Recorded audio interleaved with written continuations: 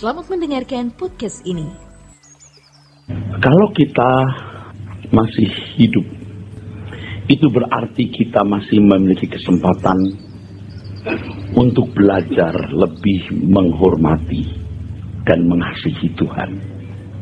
Hari yang baru yang Tuhan berikan adalah kesempatan untuk belajar bagaimana menghormati dan mengasihi Tuhan secara benar, secara pantas, secara proporsional. Dan inilah letak mahalnya waktu hidup kita. Ini letak mahalnya waktu hidup kita. Waktu yang disediakan Tuhan bagi makhluk yang disebut manusia, yang pasti akan kembali ke dalam tanah. Satu hari tak ternilai harganya, tak ternilai. Sebab satu hari yang dimiliki anak manusia memiliki dampak di keabadian atau di kekekalan tiada tara, saudaraku sekalian. Dan bagi kita orang percaya, jika mengerti kebenaran Tuhan, betapa mahalnya satu hari itu yang akan mengerjakan atau membawa dampak, membawa buah yang tiada tara di keabadian, yaitu kemuliaan sebagai anak-anak Allah. Menjadi anak bagi Tuhan semesta alam, anak bagi raja di atas segala raja. Sungguh saudara, tak terbeli dengan apapun. Saudara yang berduit, ingat, berapapun jumlah uang kita tidak akan dapat membeli tempat sebagai anak Allah, anak raja di atas segala raja. Hanya oleh anugerah dalam Tuhan Yesus Kristus yang membuka kemungkinan untuk itu. Hanya anugerah dalam Tuhan Yesus Kristus yang membuka kemungkinan untuk itu. Dan kita harus menjadikan kemungkinan itu kepastian. Kita yang harus menjadikan kemungkinan itu kepastian dengan meresponi anugerah yang Tuhan sediakan tersebut, saudaraku sekalian, dengan sarana hari yang Tuhan berikan. 1, 2, 3 dan seterusnya sampai kita menutup mata. Saudaraku sekalian yang kekasih, ini bukan sesuatu yang sederhana sebenarnya. Menjadi anak bagi Tuhan semesta alam yang menyatakan diri sebagai Allah Abraham, Allah Ishak dan Allah Yakub, itu hal yang luar biasa. Pada dasarnya memang manusia itu anak Allah, saudara. Kita kembali merujuk kitab Kejadian pasal yang kedua, yang ketujuh, bagaimana manusia diciptakan oleh Allah, saudaraku sekalian. Selama libur saya menulis buku, sudah hampir 70 halaman. Dan saya mengupas mengenai hal anak Allah ini. Saudara, mungkin orang tidak suka mendengar, tetapi saya tulis dan saya bangun dari satu argumentasi yang menurut saya sulit untuk dirobohkan. Bahwa Allah melahirkan manusia. Manusia itu dilahirkan oleh Allah. Tubuhnya, fisiknya memang diambil dari tanah. Apar min ha-adamah, the dust of the ground. Tetapi isinya itu dari diri Allah. Wajiba yang dihembuskan. Agak sulit menolak untuk mengatakan bahwa ini proses pengkloningan. Allah mengkloning dirinya, mengkloning rohnya, sehingga menjadi manusia. Nilai manusia itu terletak pada isinya, bukan fisiknya. Kalau fisik manusia ini, saudaraku, itu dari debu, dari tanah, maka disebut ha-Adam. Sebenarnya kata Adam itu semacam mirip pelecehan, tapi bukan pelecehan, saudara-saudara. Sebab kalau mau beri nama, kasih nama yang bagus gitu, Alexander, Robert, kasih nama kok tanah, debu, kasih nama kok debu, tanah. Tapi itulah kenyataannya. Manusia itu memiliki komponen fisik ini dari tanah, maka untuk eksistensinya juga harus ditopang oleh mineral-mineral dari tanah yang dihisap oleh pepohonan atau tumbuh-tumbuhan. Maka Tuhan memberikan biji-bijian dari pepohonan untuk dimakan dan buah-buahan. Bukan hanya setelah manusia jatuh dalam dosa, manusia pertama pun mengalami pergantian sel, regenerasi sel. Setiap menit itu ada triliun sel yang berganti. Dan saya kagum dengan para filsuf dulu yang ada yang menyatakan bahwa tubuh manusia itu maya. Maya ini maksudnya bayangan, atau maya itu berarti tidak tetap. Kalau pengertian yang kedua berarti filsuf itu hebat. Mereka belum memahami iptek hari ini yang begitu luar biasa, dan mereka bisa mengatakan tubuh manusia itu maya. Ini kan pergantian sel terus. Ini anak Allah. Tetapi kejatuhan manusia ke dalam dosa, saudaraku sekalian, manusia mengalami kematian. Kalau kematian itu hanya dipahami fisik, kembali ke tanah, bukan sesuatu yang tragis. Memang manusia itu dari debu tanah, kembali ke dalam debu tanah. Enggak tragis, saudara. Enggak tragis sekali. Yang paling tragis, ketika manusia sampai satu keadaan tidak akan mampu memiliki kekudusan, kesucian moral seperti Bapa. Nah, itu paling tragis. Dan itu bisa membawa manusia terpisah dari hadirat Allah selama-lamanya. Dan itu yang paling tragis, saudara. Justru itu yang paling tragis. Ketika manusia tidak mampu lagi mencapai kesucian, standar kekudusan yang Allah kehendaki, berarti manusia telah menggagalkan atau menunda rancangan Allah. Nah, saudaraku sekalian, keselamatan dalam Tuhan Yesus Kristus tidak mengembalikan rancangan itu, menjadikan manusia sebagai anak-anak Allah. Ya, saya sudah menjelaskan kepada saudara, ya, soal mengenai kenapa buah itu diberi nama buah pengetahuan tentang yang baik dan jahat. Kenapa bukan buah per, belimbing? Itu buah fisik, ada yang baik untuk dimakan. Tapi kalau buah itu pasti itu bukan buah dalam arti fisik. Ya, sulit untuk mengatakan ini kepada saudara yang masih berpikir seperti anak sekolah minggu. Ya, kalau makan buah itu mati, memberontak. Kalau tidak makan, tidak. Saudara, sebenarnya Alkitab lebih dalam dari yang kita duga. Intinya adalah apa yang kamu konsumsi. Kalau kamu mengkonsumsi sesuatu yang bukan dari Allah sampai understandingmu rusak, kamu tidak bisa mencapai standar kesucian Allah. Ingat ketika manusia sampai titik di mana dia malu melihat ketelanjangan doa. Apa sebelumnya enggak telanjang. Yang salah telanjangnya atau cara berpikir atau mindset, sudut pandangnya. Oke, jadi understandingnya yang salah. Nuraninya yang jadi rusak. Keselamatan dalam Tuhan Yesus Kristus tidak kembali membawa manusia kepada rancangan semula tersebut. Maka ia diberi kuasa supaya menjadi anak Allah. Dan di antara kuasa itu, penebusan jelas kita dibeli, ditebus, kita menjadi milik Tuhan. Sebab dengan menjadi milik Tuhan, dia bisa memberikan kita materai. Materai itu adalah Roh Kudus. Ingat Kejadian pasal 6, ada anak-anak Allah dan anak-anak manusia.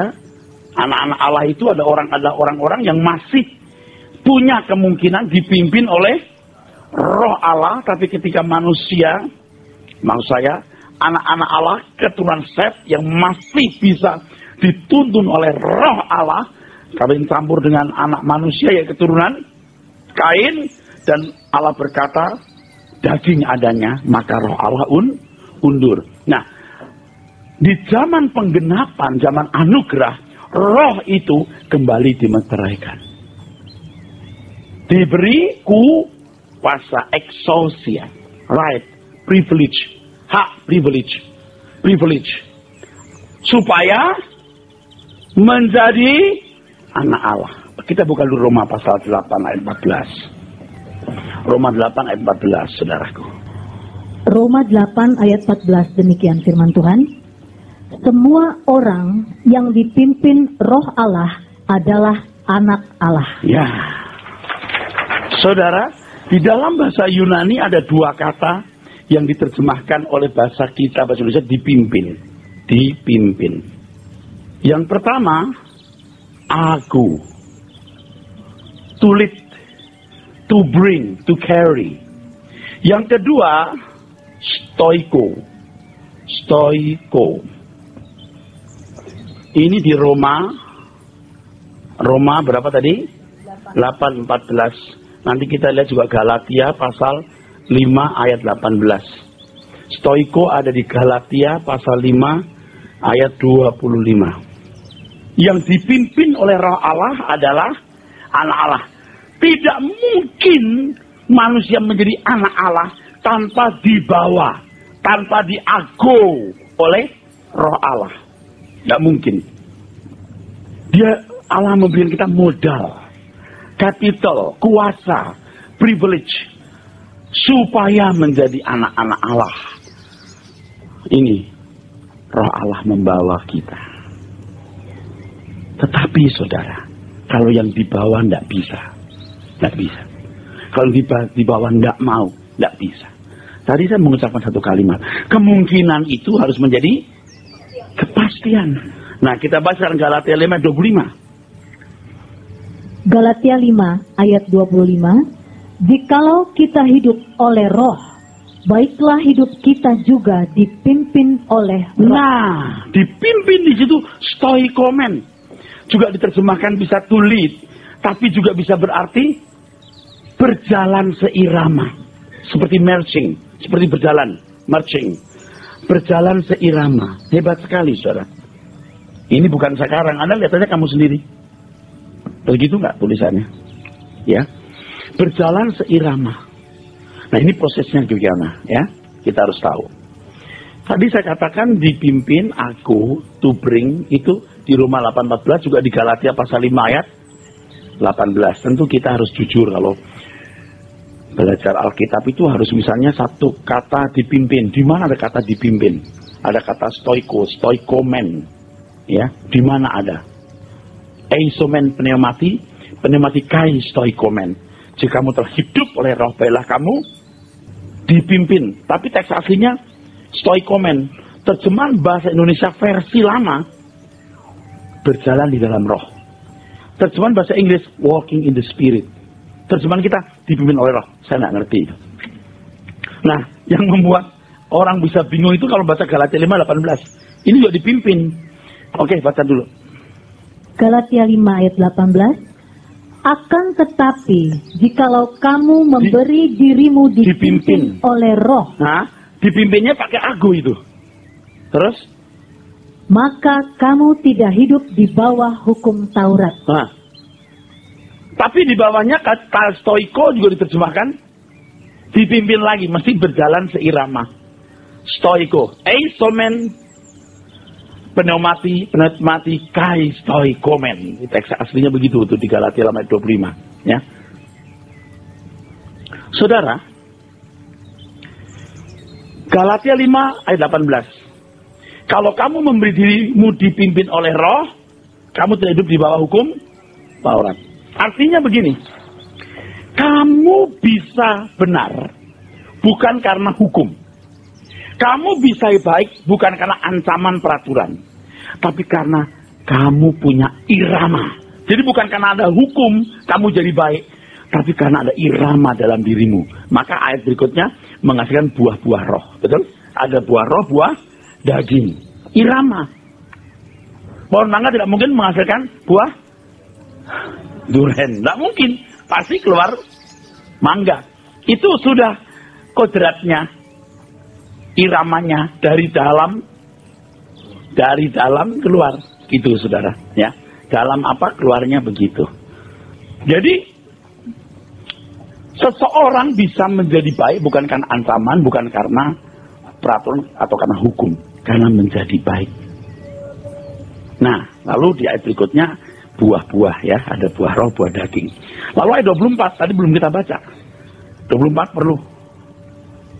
Barang siapa menjadi milik Kristus Yesus, Barang siapa menjadi milik Kristus Yesus, ia telah menyalibkan daging dengan segala hawa nafsu dan keinginannya. Sementara saya menulis satu buku yang judulnya Dipimpin oleh Roh atau Hidup Menurut Roh, saya tiba-tiba saya tulis yang lain, tidak masuk di situ rasanya, mengenai penebusan. Penebusan. Apa sih penebusan itu? Penebusan. Kalau orang menjadi ditebus oleh Tuhan Yesus, kan menjadi milik Tuhan, bukan? 1 Korintus 6, 19-20, bahwa kamu bukan milik kamu sendiri. Allah bisa memeteraikan rohnya dalam diri orang itu. Iblis tidak bisa bicara. Segala kuasa di surga di bumi dalam tanganku, kata Tuhan Yesus. Sekarang aku berhak untuk mengembalikan milikku ini kepada rencanaku semula. Masalahnya orang-orang itu mau nggak diarahkan. Itu masalahnya. Itu masalahnya. Mau nggak diarahkan. Kalau orang ditebus oleh Tuhan Yesus menjadi milik Tuhan, dia menyelipkan daging dengan segala hawa nafsu keinginannya. Lalu kalau kamu telah hidup oleh Roh, hendaklah kamu berjalan seirama dengan Roh. Bagaimana hal itu bisa terjadi, saudaraku sekalian? Rancangan Allah semula adalah bagaimana jiwa manusia ini dipenuhi dengan understandingnya, supaya roh di semat hayimnya menjadi kuat, mendominasi jiwa mengendalikan seluruh hidup. Tapi ini gagal. Manusia lebih memilih understandingnya kuasa gelap. Nah, yang ini saya mesti menjelaskannya panjang lebar. Yang ini, yang terakhir ini, nggak singkat, saudaraku sekalian, ya. Tapi sementara waktu saya bicara begitu aja, ya. Nah, lalu proses keselamatan yang dikerjakan oleh Allah melalui Roh Kudus. Oke, sekarang kita ambil gambar begini, saudara. Injil itu menyelamatkan. Injil itu adalah kuasa Allah menyelamatkan. Berisi apa yang diajarkan Tuhan Yesus dan apa yang dilakukan. Kalau orang mendengar Injil, membaca, maka jiwanya diwarnai. Ini kalau bicara, maaf lebih ringkas dulu ya. Ini masih inkubasi. Orang mendengar kebenaran yang benar, orang mendengar kebenaran yang murni, itu belum tentu jadi benar. Itu masih ada proses. Kalau dia tekun terus, karena itu kan kayak frame, saudara. Kayak frame. Kalau editing film itu frame-nya itu harus lengkap, baru ada gambarnya lengkap. Kebenaran itu harus lengkap. Frame-nya harus cukup. Apa itu penebusan, apa itu Roh Kudus, apa itu manusia, lengkap. Itu membangun konstruksi berpikir. Lalu ada ekstraksi. Apa itu? Inti-intinya. Dengan mengetahui banyak hal itu, dia punya ekstraksi, punya inti-inti kebenaran yang dia pahami. Dan itu pun belum tentu akan matang. Lalu dimatangkan oleh pengalaman hidup.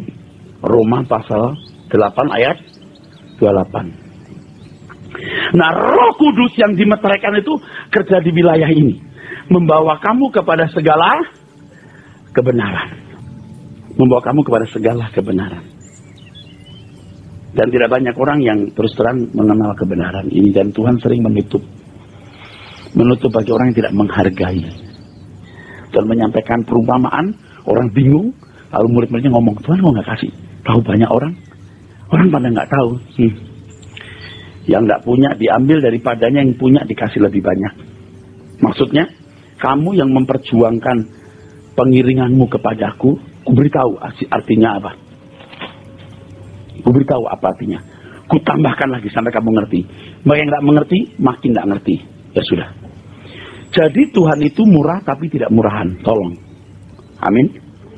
Orang yang materialistis, orang yang tidak menghormati Tuhan, orang yang tidak haus dan laparan kebenaran, jangan anggap you mengerti kebenaran. Oke. Dari akumulasi penumpukan kebenaran itu ekstraksinya banyak, dia punya kesimpulan-kesimpulan, understanding. Di situ kalau itu firman yang murni, roh ini baru kuat, baru dikasih makan. Roh itu baru kuat. Kalau ada orang Kristen bertahun-tahun jadi Kristen, kenapa kelakuannya masih nggak kalah jahatnya dengan orang non-Kristen? Dia tidak pernah mendengar firman yang murni, nggak pernah punya ekstraksi kebenaran yang memberi makan apa? Rohnya. Jadi roh manusia itu tidak punya kesadaran kalau tidak diberi oleh ini unsur kehidupan, tetapi juga di dalamnya ada unsur keilahian. Dan itu bisa menjadi kuat jikalau jiwanya diwarnai dengan kebenaran. Sebenarnya proses ini menurut saya sudah berlangsung di Taman Eden. Taman Eden itu bukan taman nyaman, itu taman perjuangan. Orang selama ini kan memandang Eden itu tempat nyaman. Tidak. Di situ tuh perjuangan sepanjang hari. Karena Adam dan Hawa harus menghadapi iblis. Berapa bulan, berapa tahun, berapa ratus tahun kita nggak tahu. Yang pada intinya mereka tidak bisa dipercayai Allah, tidak menghormati Allah, tidak mengasihi Allah. Harus keluar dari Taman Eden. Keluar dari Taman Eden pun roh Allah masih mendampingi keturunan Set. Itu yang membuat saya terharu. Saya membaca Kejadian pasal 6, air mata saya mengembang. Begitu luar biasa Allah. Dia masih memberikan rohnya untuk mendampingi keturunan Set. Betul? Begitu sampai tidak bisa dididik, roh Allah undur. Di situ tingkat menghujat roh itu di situ. Menghujat roh itu adalah tingkatan di mana manusia nggak bisa lagi mendengar suara roh. Jangan main-main, Anda juga bisa menghujat roh. Ya, jangan main-main. Nah, roh ini menjadi kuat. Di sini gambar Allah bisa terbentuk, kesempurnaan bisa terbentuk oleh kebenaran. Maka kita mengatakan manusia hidup bukan hanya dari roh, kita beli setiap firman. Dan kalau proses ini benar, roh ini jadi lokomotif. Anda tahu lokomotif? Dia paling depan. Dia yang mengendalikan. Yang lain jadi gerbong-gerbongnya. Oke, mungkin dibantu dengan pemikiran lain. Ketika tsunami melanda Jepang, di daerah Fukushima, di sana ada PLTN, pusat listrik tenaga nuklir, konon bocor. Orang-orang Jepang di area itu begitu menderita tentunya. Dengan kebutuhan makan yang tipis dan mendesak, mereka masih bisa tertib antri. Nggak ada penjarahan. Oh, luar biasa. Lebih luar biasa lagi, supermarket menurunkan harga. Lalu lebih luar biasa lagi, ada supermarket yang memberikan gratis kepada masyarakat yang tidak punya uang. Ketika ditanya, si pemilik supermarket lewat media kan, di koran, di TV juga muncul, kenapa Anda berbuat begitu? Jawabnya apa? Karma. Dan media mengatakan bahwa filosofi dua agama yang menguasai Jepang atau yang diperoleh mayoritas negara itu mengawal karakter mental bangsa Jepang. Kalau inputnya bagus, maka ini pun juga bisa jadi bagus. Betul? Ini jadi lokomotif nanti. Tapi ingat, anak Tuhan itu mestinya lokomotifnya roh ya. Ini jadi lokomotif. Nurani itu di dalam rohnya loh. Itu ekstraksi dari banyak kebenaran. Akumulasi kebenaran. Itu menjadi nurani. Oke? Oke. Ini kalau jadi lokomotif, baik. Sangat baik. Saudara kalau nonton film-film silat, itu banyak filosofi yang mengagumkan. Yang hulu balang yang meninggalkan kerajaan, rumah. Dia berkata, Kaisar, hamba tidak akan pulang kalau perkalah perang. Nggak akan pulang. Tapi kalau menang, saya baru pulang. Jadi, mati. Itu memberi nyawa untuk negara, membela agama. Wah, film-film silat itu banyak memuat nasihat-nasihat yang cukup menakjubkan, saudara. Nggak bisa dianggap remeh itu. RRC itu miliaran jumlah rakyatnya, banyak suku-sukunya, banyak bahasanya, wilayahnya gerpetang seluas-luasnya, belum dipisahkan oleh gurun. Hari ini, saudara, tegaknya luar biasa. Jangankan negara-negara Asia, Amerika pun dibuat keder. Betul? Filosofinya. Nah, kalau kita di negara Indonesia yang terkenal sebagai negara yang religius, Anda boleh haleluya setiap hari, Allah Maha Besar. Oh, terpujilah Tuhan. Di mana? Di mana? Nah, di dunia ini ada dua aliran besar etika. Yang satu etika teologis, yang kedua falsafi. Ini agama, ini sekuler. Ini wahyu, ini wisdom manusia. Ini transempiris, ini empiris. Ini transcendent, ini imanen. Tidak melampaui batas pikiran manusia. Agama di sini maksudnya ya berbagai agama kan ada filosofinya ya, saudara. Etika teologis. Kita punya etika teologis dasarnya Alkitab. Dan saya bisa melihat karena saya ada di lingkungan sekolah teologi ya. Teolog Kristen itu anti banget dengan ini. Ini dianggap rendah sekali. Kalau jujur tidak. Tidak semua filosofi itu buruk. Kenyataannya banyak bangsa di dunia yang tidak punya agama tapi kelakuannya baik. Orang Singapura ya, ditanya Anda agamanya apa? I'm free thinker. Bangga banget tebusan aku free thinker itu. Dompet ketinggalan di taksi, dia cari kita di hotel, mengembalikan dompet itu. Free thinker. Dalam kebebasannya berpikir dia tahu bahwa yang bukan miliknya tidak berhak dia miliki. Orang Eropa di hari ini banyak bukan Kristen, itu Kristen kulit, itu betul-betul sekuler. Tapi bisa tertib nggak? Menghargai humanis, menghargai kemanusiaan nggak? Itu sudah masuk ke sini, saudara. Nggak kenal agama lagi. Tapi banyak orang Kristen, ini anti, ini nggak tahu. Lu punya apa sekarang? Ketika pemilik supermarket di Jepang diwawancari seorang wartawan, mengapa Anda bisa memberikan gratis kepada masyarakat yang tidak punya uang? Jawabnya apa? Karma. Wah, hebat kan? Karma. Apa orang Kristen nggak punya karma? Ada. Mirip karma. Yang kamu tabur, kamu tuai. Mestinya menabur dalam roh, menuai kemuliaan. Menabur dalam daging, menuai kebinasaan. Mestinya. Tapi dibalik sama beberapa pendeta. Kalau kamu kasih duit 1.000, jadi 5.000. 10 juta, jadi 60 juta. Rusak nggak? Nggak membangun konstruksi berpikir yang benar. Kalah itu sama orang-orang kafir. Kalau mereka tahu karma, ini malah Tuhan yang diajak dagang, apa nggak rusak? Tetapi kalau kebenaran murni yang diajarkan Alkitab, saudaraku sekalian, sampai pada satu kesimpulan, Anda punya nurani ilahi. Ketika seseorang punya nurani ilahi, Allah yang tahu itu, ya, nurani ilahi, Allah membaca ini, nurani ilahi ini, Allah menemukan anaknya di sini. Bukan orang yang berseru kepadaku, Tuhan-Tuhan yang masuk kerajaan Allah, tapi yang melakukan kehendak Bapa. Melakukan kehendak Bapa itu bukan makan hukum. Oh, masuklah dalam hatiku ya Tuhan, bertahtalah. Itu banyak mulut mengatakan itu, padahal kenyataannya Tuhan jadikan hulu balang atau pengawal. Mestinya Tuhan jadi hukumnya, Tuhan jadi rajanya. Allah menemukan nuraninya di sini. Seringkali ya, kedagingan karena karakter ya, itu masih salah. Betul.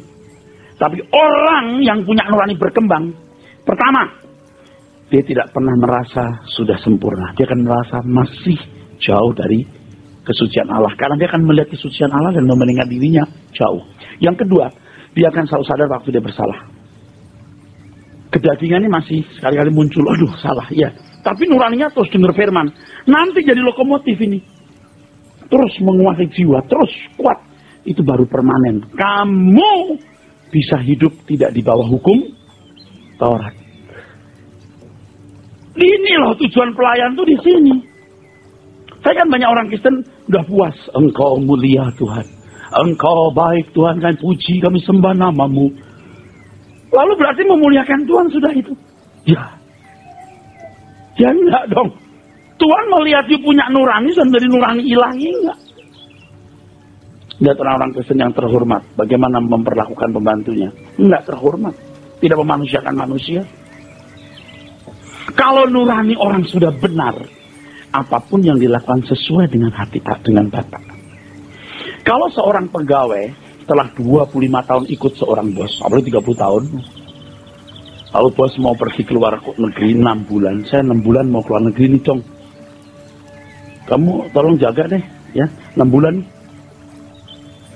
Ya Pak, 80% keputusan si Ajong nih mirip bosnya, 30 tahun dia ikut. Nurani bisnisnya dibentuk oleh pengalaman bersama si bos. Apalagi dengan area bisnis yang itu. Ngerti deh. Nah, dia tahu persoalan saya. Sebagai gembala, sebagai pimpinan, saya menaruh para pemimpin di beberapa wilayah. Ambil keputusan. Saya keputusannya, enggak cocok ya dengan nurani saya. Gitu. Mestinya dari sekolah minggu, remaja, pemuda dia ikut saya. Dia lihat hidup saya. Dia sering mendengar suara kebenaran. Dia akan punya nurani mirip seperti nurani saya. Kalau dia mengambil keputusan, dia konseling orang, dia berkata, dia berucap, dia ambil keputusan seperti paling tidak 80%. Seperti yang saya ingin. Demikian pula kita dengan Tuhan. Kalau sampai nurani ilahi, berarti orang memahami apa yang diingini Tuhan. Mengerti kehendak Allah, apa yang baik, yang berkenan, dan yang sempurna. Itu sudah di atas hukum, saudara. Itu bukan lagi soal peraturan. Itu sudah bisa mengerti kehendak Allah. Alkitab mengatakan adalah kamu dalam hidupmu bersama menaruh pikiran dan perasaan yang terdapat dalam Kristus Yesus. Teks aslinya nggak ada kata pikiran perasaan, yang ada cuma phroneo. Bingung orang menjelaskan karena phroneo itu artinya pikiran, perasaan, sikap. Maka bahasa Inggris menerjemahkan attitude. Capek gimana menerjemahkan itu attitude. Kita lebih balik lagi pikiran dan perasaan. Itu loh. Luar biasa loh Alkitab itu. Itu yang namanya nurani itu di sini. Sunaidesis.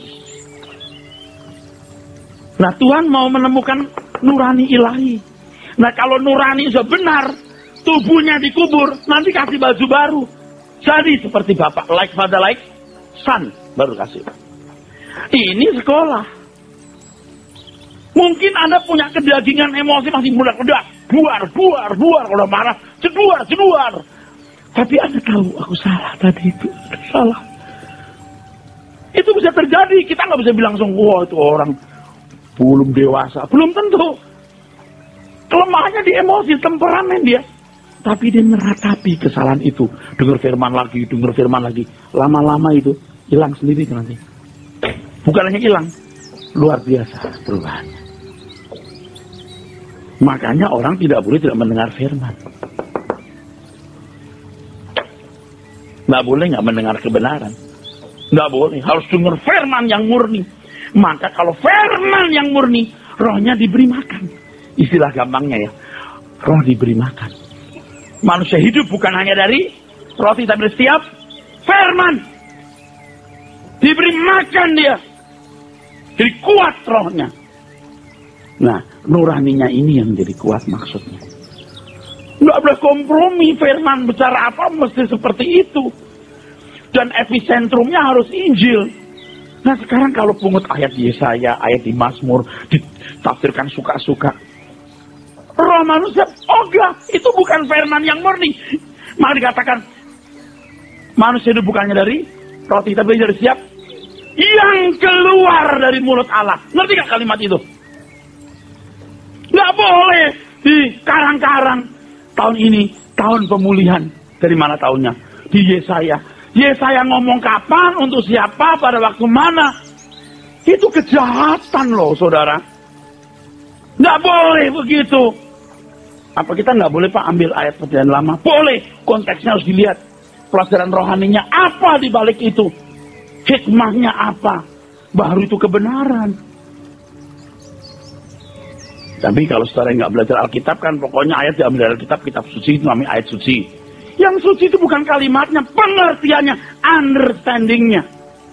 Di dunia ini saudaraku, saudara mendengar banyak hal yang tanpa saudara sengaja. Ya, dari pergaulan, lihat TV, film, sinetron, lagu, itu masuk ke sini tanpa disengaja. Kalau Anda nggak sengaja mencari firman untuk antitesenya, bablas Anda nggak jadi anak Allah. Anda di cloning iblis di situ, jadi anak setan. Kita ke gereja juga Pak, iya ke gereja lumayan sih. Tanpa sengaja dia mendengar kebenaran juga. Kenapa tanpa sengaja? Di sini tidur ngantuk-ngantuk, bangun tidur ngantuk, tanpa sengaja itu. Yang sengaja belum tentu bener, setengah-sengaja. Hah? Tapi lebih ngeri lagi, sengaja memberikan perhatian bukan kepada kebenaran. Terikat dengan sinetron.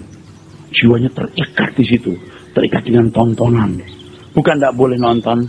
Ada banyak film bagus yang Anda bisa nonton. Tapi untuk hal yang nggak apa dilihat, nggak usah mencemari jiwamu. Hah? Anda tahu nggak apa yang Anda makan pasti punya dampak di fisik, betul? Apa yang Anda dengar, Anda lihat pasti punya dampak ke jiwamu. Nggak bisa Anda sengaja maupun tidak sengaja. Seperti Anda makan kemasukan, nggak sengaja ada apa, nggak ada sengaja, tetap punya dampak di tubuh. Apalagi yang Anda lihat, Anda dengar, punya dampak. Jadi, saudara harus sengaja. Aku membaca firman Tuhan. Aku mau baca Alkitab. Aku mau datang ke suara kebenaran. Aku mau mendengarkan kebenaran firman. Aku datang kebaktian doa. Sengaja. Nah, orang-orang seperti ini akan dibuat Tuhan mengenal dia. Suami istri hidup bersama 25 tahun lebih. Satu kali istri bisa berkata begini, aku nggak kenal suamiku begini. Aku kok bisa nggak ngerti dia bisa begini. Hidup bersama bisa nggak ngerti. Manusia saja susah dipahami. Betul nggak saudara? Apalagi Tuhan yang nggak kelihatan. Nanti dulu. Kalau manusia tricky, munafik, Allah nggak bisa. Itu masalahnya. Dan Tuhan berjanji, kalau kau mencari aku, kamu akan menemukan. Dan Tuhan nggak tricky. Kalau masuk bisa tricky. Allah tidak. Nah, Anda sengaja nggak mencari Tuhan sampai Anda menemukan dia. Itu masalahnya. Berapa waktu yang Anda investasikan untuk itu? Maka begitu kita bangun tidur, kita berkata, syukur aku masih hidup. Kesempatan aku belajar. Itu loh maksud saya, saudaraku sekalian. Jadi itu berharga sekali waktu yang Tuhan berikan. Dengarkan CD khotbah, baca renungan, Truth, majalah Truth. Terus Anda belajar dengar khotbah. Anda harus investasi. Bagaimana buat kemungkinan itu menjadi kepastian. Dan usaha ini bukan jasa loh. Kalau Allah menjadi manusia menyediakan Roh Kudus menuntun kita kepada segala kebenaran, itu anugerah. Dan kita menyambut anugerah tersebut, saudaraku sekalian. Sebaliknya satu hari menjadi tidak berharga. Bahkan bencana, kalau tidak digunakan untuk belajar sungguh-sungguh menghormati dan mengasihi Tuhan dengan memperbaharui manusia batiniah. Manusia lahiriahku semakin merosot, manusia batiniahku dibarui. Itu maksudnya manusia batiniahnya. Oleh sebab itu di Efesus pasal 5 ayat yang keempat, bangkit kamu, bangun kamu dari tidur. Nah, jangan kamu bodoh. Gunakan waktu yang ada. Karena hari-hari ini adalah jahat. Hari jadi jahat kok? Enggak. Hari masih 24 jam. 1 jam masih 60 menit. Yang jadi suasananya. Dan kalau Anda salah urus hari, you menyia-nyiakan anugerah yang tidak bisa dibeli, saudaraku. Waktu itu pun sebenarnya anugerah yang tidak bisa dibeli. Evil, jahat, poneros. Kata poneros ini juga digunakan Tuhan dalam doa Bapa kami. Dan jangan nambah kami dalam, lepaskan kami daripada yang poneros, evil. Selain kata poneros, ada dua kata yang lain, kakos dan paulos. Kakos kayak kakus ya, paulos ya, keburukan umum. Tetapi poneros ini bicara soal hasrat. Kejahatan dalam hasrat, dalam niat evil. Doa Bapak kami bukan sekedar formula kalimat doa. Bukan sekedar formula kalimat doa.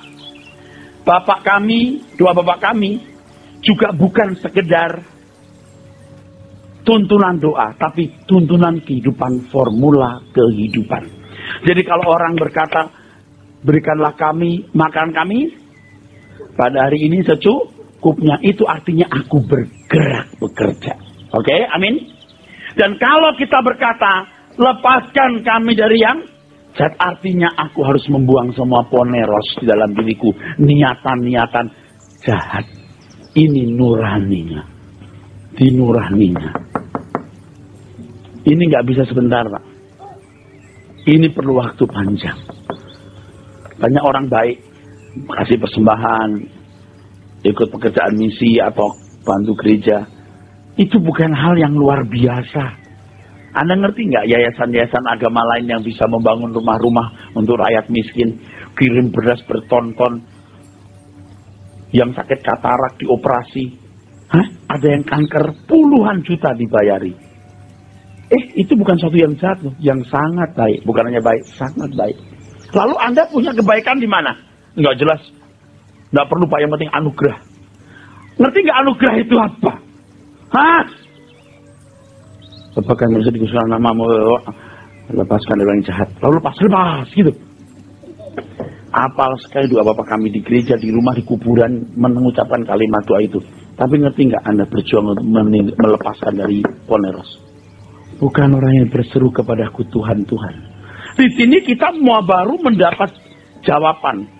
Ketika Tuhan mengatakan bukan orang yang berseru kepadaku Tuhan, Tuhan. Kalimat-kalimat sebelumnya bicara soal apa? Buah! Dari buahnya kamu mengenal mereka. Betul? Bukan karunianya. Buah! Siapa orang yang bisa baca buah? Emang sulit. Tapi Tuhan mau bicara soal nurani yang jadi sumber semua perbuatan dan tindakan kita. Nah, pelayanan jadi berat. Ketika yang digarap adalah nurani. Jadi berat. Anda harus serius untuk merubah diri. Maka anak-anak remaja pemuda, Anda tidak terlalu dini untuk mendengar firman ini. Kalau kalian seumur saya nanti, Anda akan lebih saleh dari saya hari ini. Kalau umur selewat 45 tahun lalu belum banyak berubah, Anda berkata, saya mau berubah. Kalau Anda tidak kerja keras, tidak akan bisa mencapai target yang memuaskan hati Tuhan. Dan kalau jujur, banyak di antara saudara tidak matang. Saya saja kadang-kadang takut mati, saudara. Takut mati. Bukan takut masuk neraka. Udah pasti aku selamat. Aku takut belum matang. Belum matang.